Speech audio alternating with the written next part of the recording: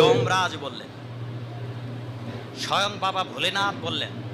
স্বয়ং ভগবান শ্রী গোবিন্দ বললেন, বিভিন্ন পুরাণ, স্কন্দ পুরাণ পড়বেন, পদ্ম পুরাণ পড়বেন, মার্কণ্ডেয় পুরাণ পড়বেন, সব পুরাণে 12খানা পুরাণে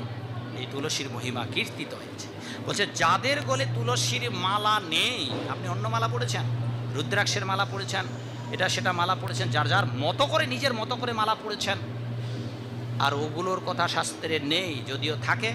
আপনি শিবের লোকে যাবেন, কৃষ্ণ লোকে যাবেন, আপনি স্বর্গেতে যাবেন, দেবী ধামে যাবেন, বাবার লোকে যাবেন, মায়ের লোকে যাবেন, যার আরাধনা করছেন তার লোকে যাবেন, ভগবানকে পাবেন না,